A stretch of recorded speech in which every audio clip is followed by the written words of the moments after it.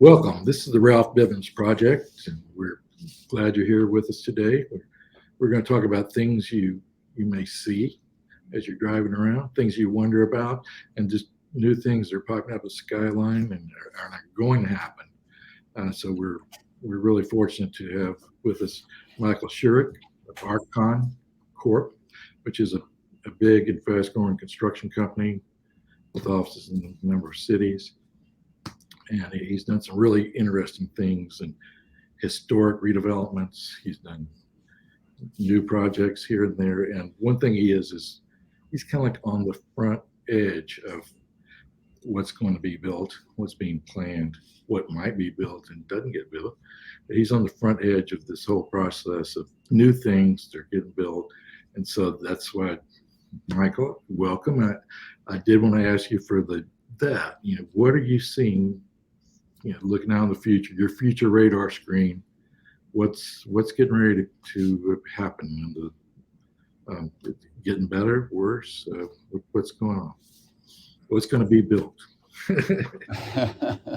Well, I'll start out by saying I appreciate being here with you this morning, Ralph, and I appreciate everything that you've done for our great city as someone who really is looking out ahead and trying to do keep everybody informed on the real estate market and really putting Houston's best foot forward. You've done a great job in trying to promote our city to be reach its ultimate potential, and we share that because I grew up in Beaumont but settled in Houston in '95 after spending a few years in Dallas, and so I Houston is my home, and I care a lot about where we're headed, and I care a lot about Texas, and of course where this country's going. So where I'm always trying to read the tea leaves and decipher where what's next, and are we about to lead the buffalo off the cliff, or or we got plenty of time to enjoy and relax, and so today it's those tea leaves are hard to decipher, because there's just so many things that are moving in really opposite directions for our the economics of the local and state and national markets. That all being said, the real estate market is a little bifurcated right now, and so we operate, as a commercial construction company. As you said, we operate in multiple states and across the country. We have several offices, but we are a company that is built on the backbone of really about 8 product types. So we're very, very in tune with those specific product types. So industrial, multifamily, hospitality, 8 of these product types. And I will tell you that it's a little bifurcated because there are some of those that are just off the charts, like I've never seen it. And we've said in the past, it can't get any better. But when you look at industrial, that market is so staggering. The absorption that is occurring right now is numbers you just never would have imagined. Dallas, close to 40 million feet of absorption in 1 year last year, and Houston absorbing 26 million feet in 1 year. These are incredible. But what's next? What's on the forefront? The demand is so great because of e-commerce, and the demand is so great because all these people that were resistant to e-commerce, were in the middle of a pandemic, had no choice. You better do it, or you're not going to get your stuff. Buy something, that's what you got to do. Yeah, it's what you got to do. So this demand has just gone like this, and so we went from a company in Houston that was building a lot of manufacturing type industrial buildings, and those buildings were crane served. They were heavy slabs, all this kind of stuff that we were using for that the users were had big oil field support services to provide equipment for. Now all of this is the drive is for this bulk distribution warehouse space. And so the market has changed on us. And these buildings are getting really, really smart. Industrial used to just be these big, dumb boxes, right? And now the guts inside of them, it's like an MOB. You're getting a lot more expense inside the building than you ever had before. We used to have just some racks and some lighting. Now you're getting some dark buildings, and where that you can't even go in them because it's hazardous because there are machines and what have you working. So I think that the industrial market is one of the most interesting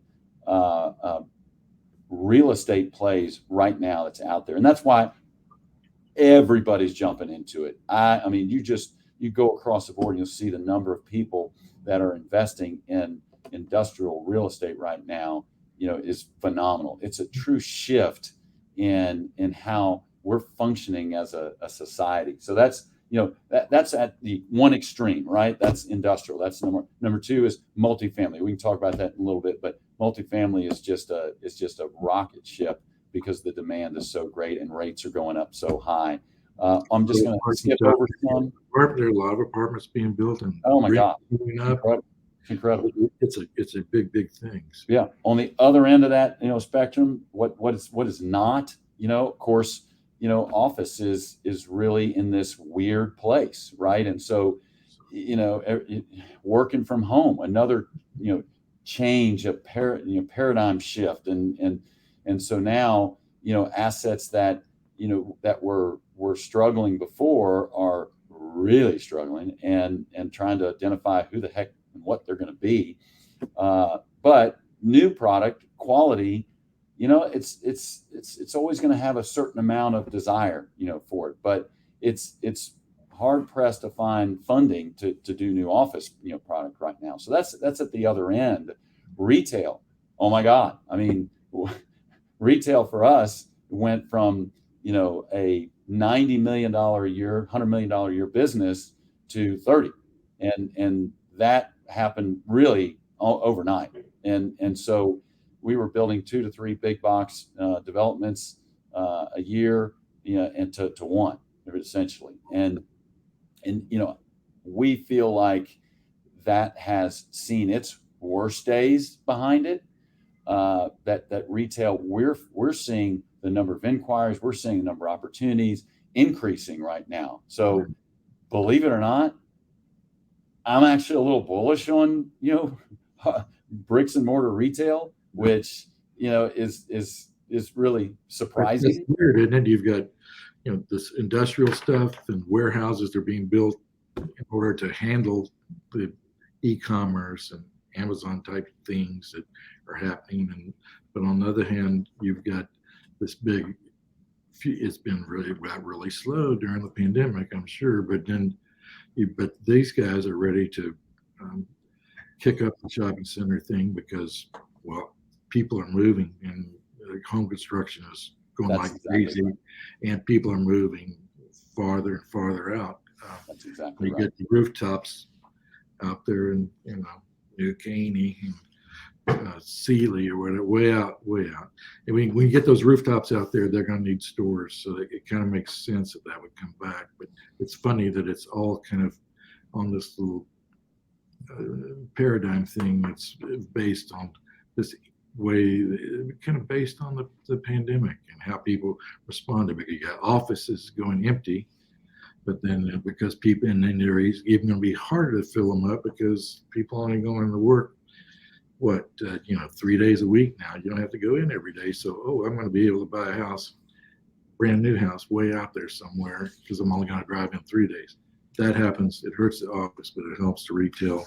And it's all kind of hinging on pandemic stuff and social distancing, working from home, etc. And all the while we're densifying our city. We're densifying Austin. We're densifying Dallas. I mean, it's Denver. They're all just, still continuing to create and grow their urban, cores and surrounding areas. And you play a big part in that. You've done some, if you live in Houston and you've driven around kind of not far from Buffalo Bio, which leads through downtown. There's the Regent Square, very, very dense. It's come up in the last couple of years. 24 acres, Dunleavy, just south of Allen Parkway, and I've seen pieces of it. I need to take a tour, but it's going to have apartments, it's going to have retail, it's going to have everything. But it looks very interesting. What's going on there now? I know you work there. Well, you definitely need to take a tour. It's phenomenal. The owner is GID out of Boston, and they've done some incredible projects across the country. And their MO is amenities, and so pound for pound, their properties have just phenomenal amenities that you have great access to so many options within your walking distance. And so that's what they've done there. And so we completed the first phase in December, and we're wrapping up the final few units here in the next couple of months. But their leasing velocity, a mid-rise multifamily apartment building. Mid-rise. It is. It's mid-rise, and but it's an acre of outdoor amenity on the podium, which is just really incredible. And so their leasing velocity has been so impressive, right? They have exceeded all of their projections from that thing absorbing those units.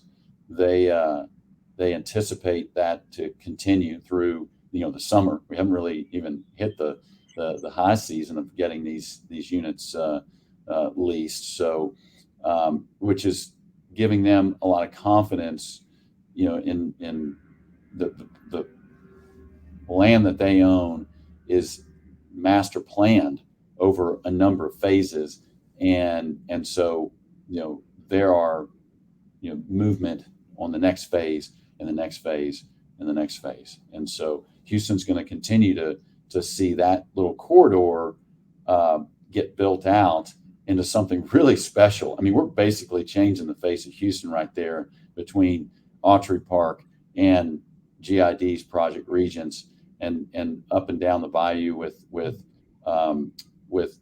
Roberto Contreras' project, the Allen. I mean, these are all game-changing projects that are going to make that corridor really, really significant.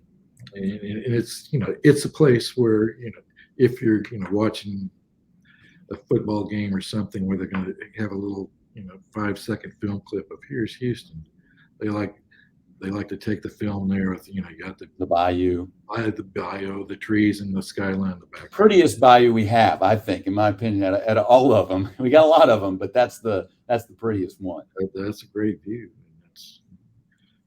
It is, but I think you're right. That's a major growth, and also, as you know, man, that was really hit hard during Hurricane Harvey when we got rain and things like the CBS Channel 11 studio flooded out, and they were knocked off the air, and they were broadcasting, and water was coming in the studio, whatever. But but that building's been scraped, and we've put a ton of money in the infrastructure there for drainage. That's time will tell, but hopefully Houston won't be on the major network channels the next time we get a hurricane that comes through. We're going to get it. We're going to get a big test sooner or later, and all the work we've done to improve the drainage since the storm of 2017. We're going to get a test, but I think it would be good that we do, and say then these properties that have been. I think that's going to be great for Houston when we get that test and pass it, because we have to. I serve on the Greater Houston Partnership Board, and that's one of our challenges. We talk about you trying to motivate folks to get these headquarter relocations here, and so there's some things. I mean, every city has their challenges, right? They have to overcome, and that's just one of ours, right? And getting the perception of the national perception to change, and how what our risk is with flooding, and time is what's gonna heal that for Houston. That would be a great thing. I mean, that'd be a great thing. Yeah, I believe that there is a knock on. They've seen the video of Hurricane Harvey. Yep. It's bad for sales, you know. Yeah. But like I said, every city has their challenges, right? Right.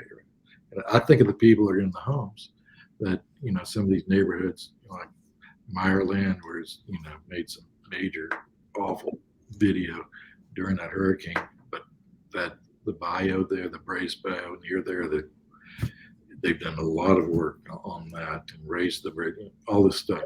Absolutely. For the homeowners, if when that test comes, those homes that they've lost value after that big flood, and you know the test, they'll get it back. Yeah, they may be able to recoup and keep going.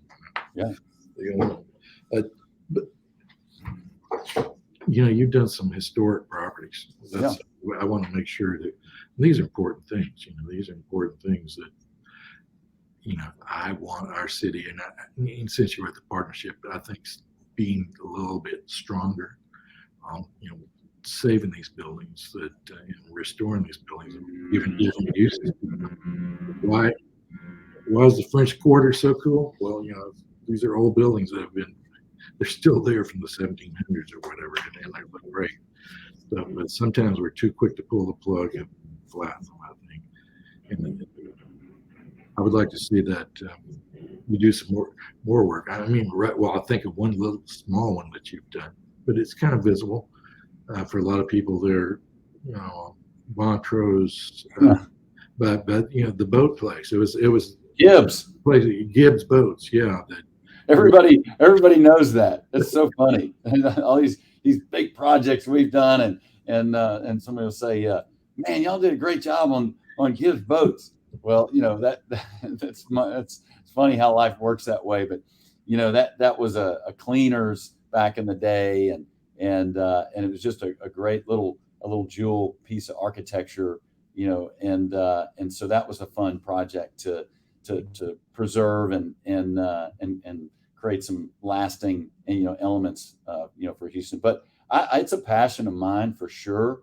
You know, I live in a restored 1926 John Staub and home, and so it's, you know, it's Houston doesn't have pound for pound, you know, the amount of historic architecture that other cities have, and so we've got to really take care of what we got. And so, you know, I think the projects like the ones downtown. Yeah, you did the hotel, the hotel. Yeah. So the Aloft Hotel, which, you know, was a conversion from an office building, Stowers office building.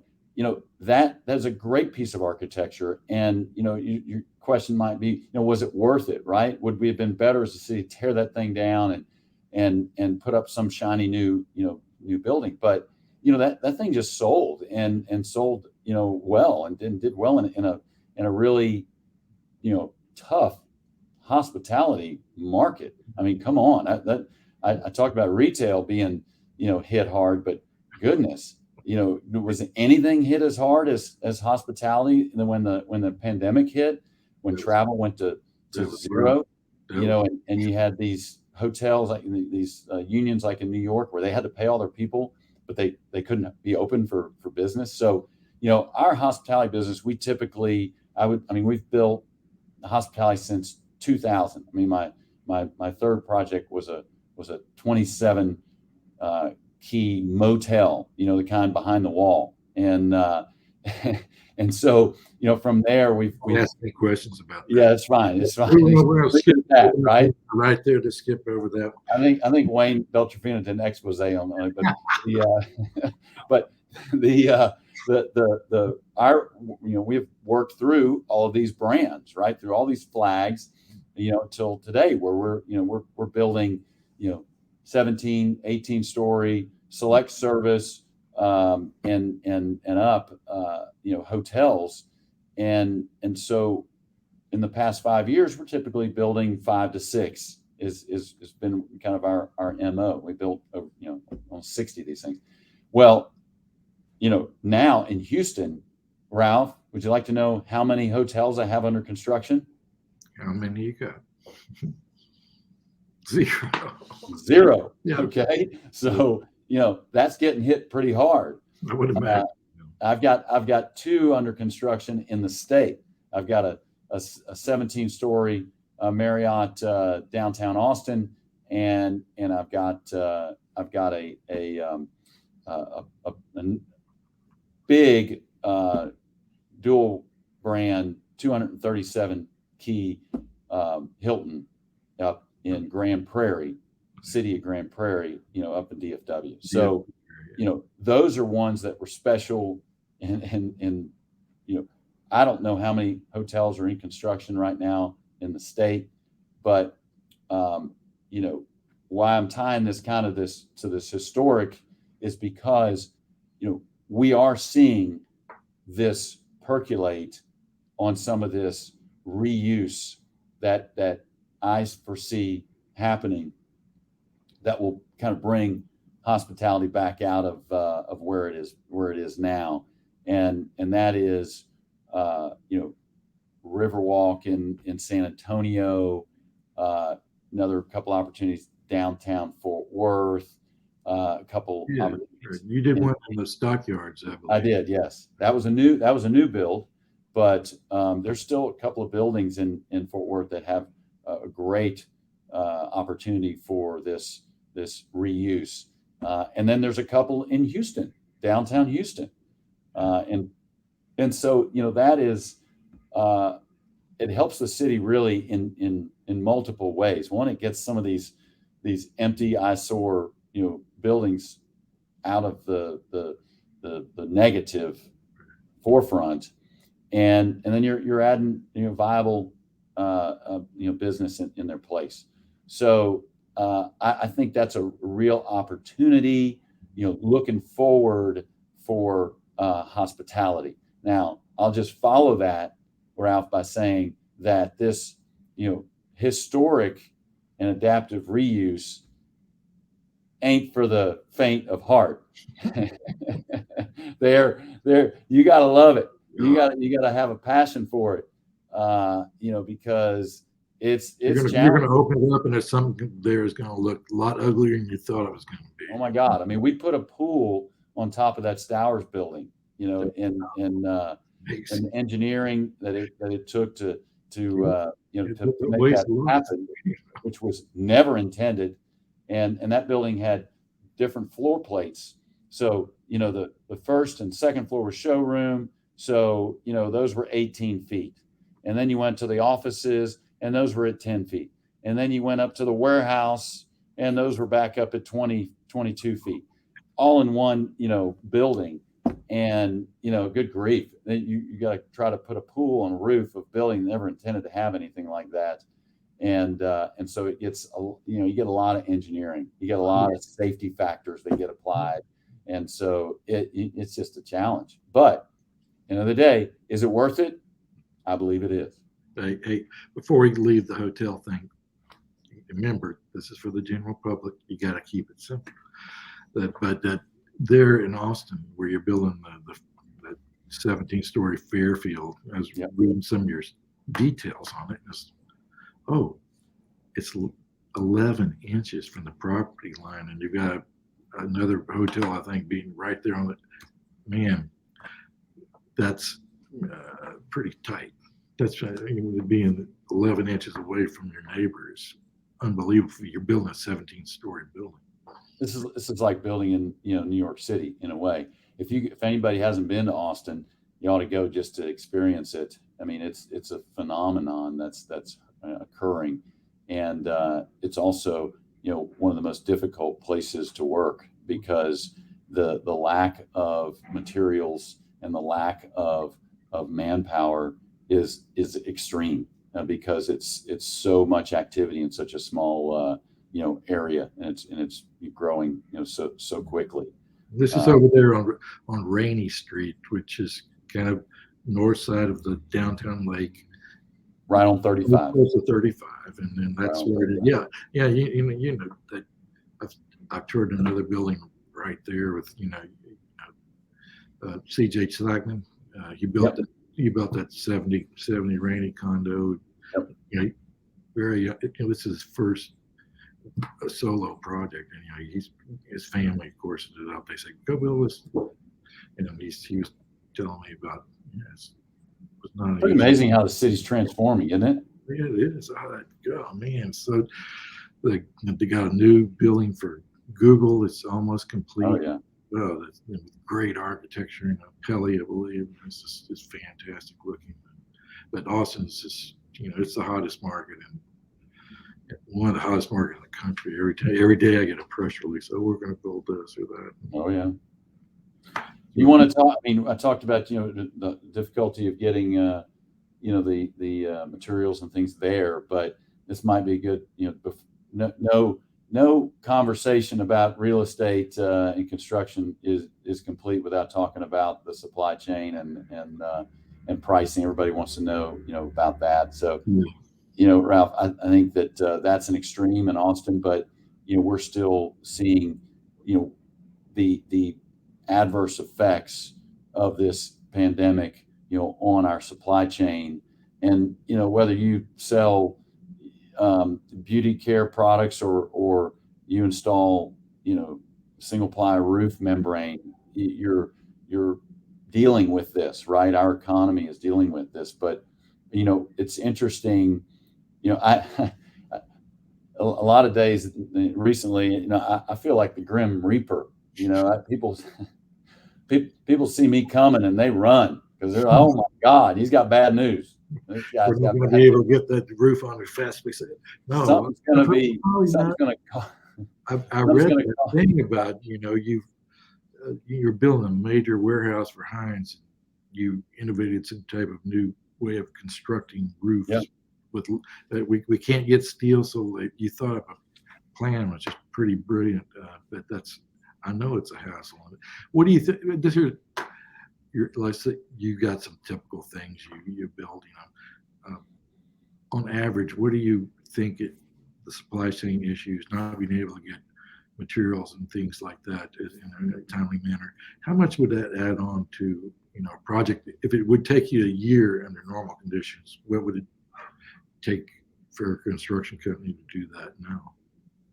Well, that's a great question. I thought you were going to ask how much does that add on to the cost, but Well, I'm sure it's from a timing perspective, the tough thing is a lot of these the end date can't move, right? They're strapped to a lease. They're strapped to a occupancy period that is necessary for success. And that goes for all product types. And multifamily needs to open up right before school, right? And student housing. We have a student housing deal in Austin. It's imperative. They can't move. These industrial deals have tenants that are leases are in place, and so all these things are the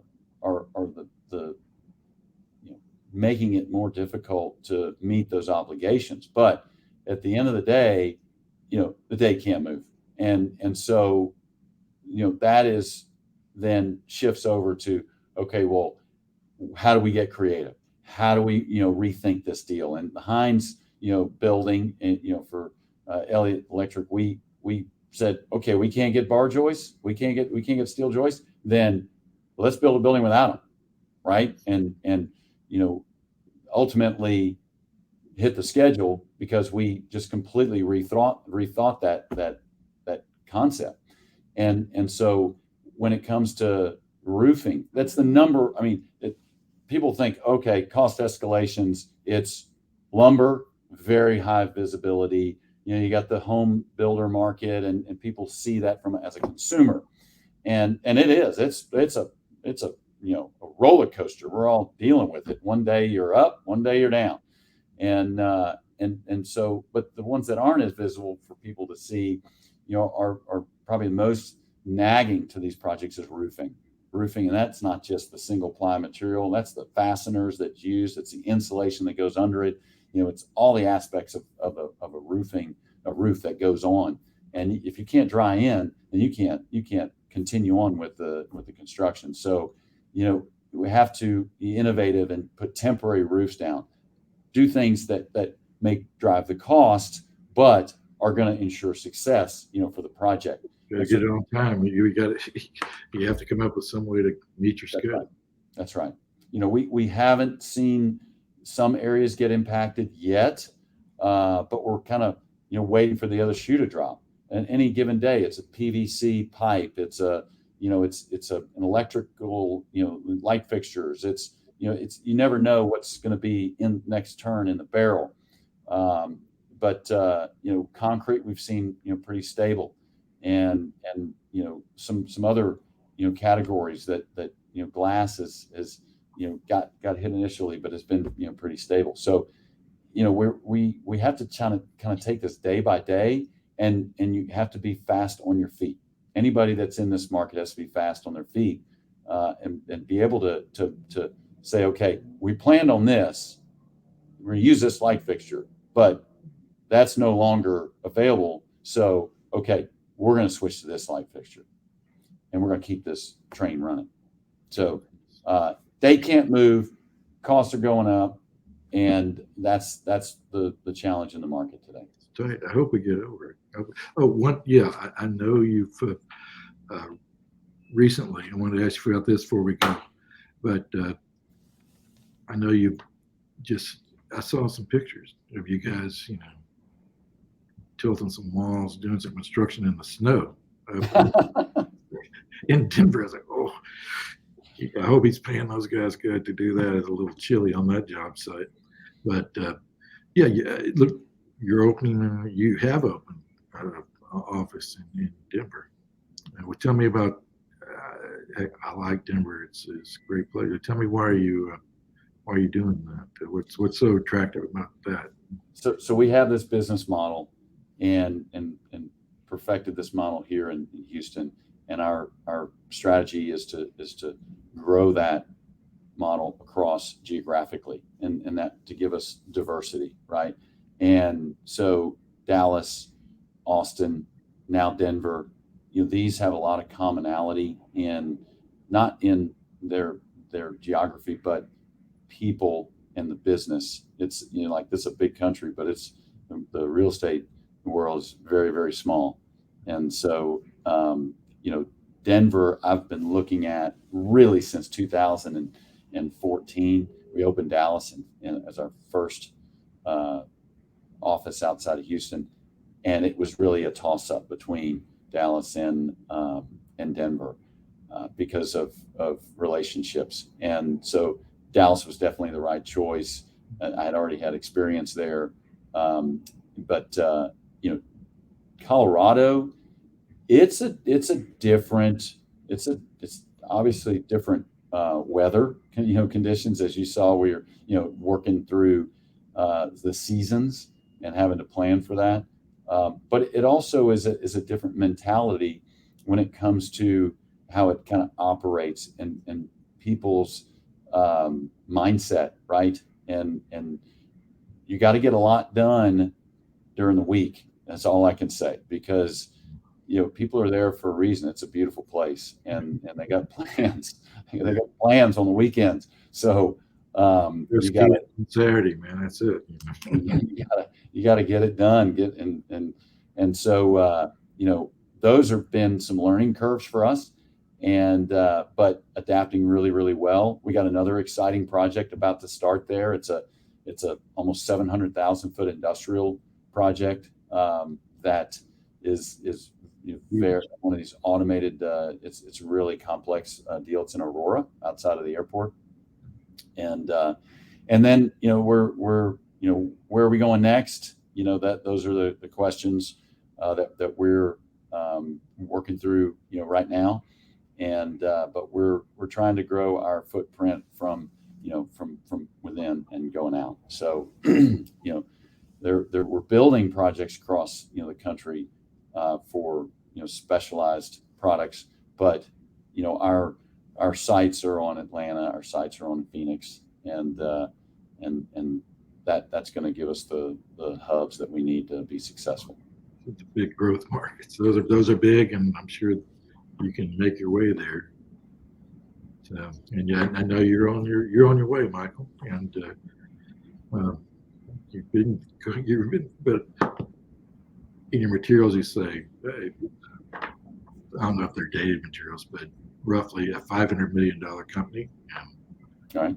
I'm sure that a $1 billion company is not that far off on the horizon. But we'll be keeping in touch, and as you approach some of those milestones and everything. But we really appreciate you, and we'll be watching to see what Arch-Con does, and keep in touch and let us know how things are going. You got good insights, and like I say, I love the fact that you're on the front edge of what's coming down the pipe. So, thank you very much. We will endeavor to persevere. All right. Thank you for talking with us today. Yep. Anytime. All right. Enjoyed it very much. Take care. Bye-bye.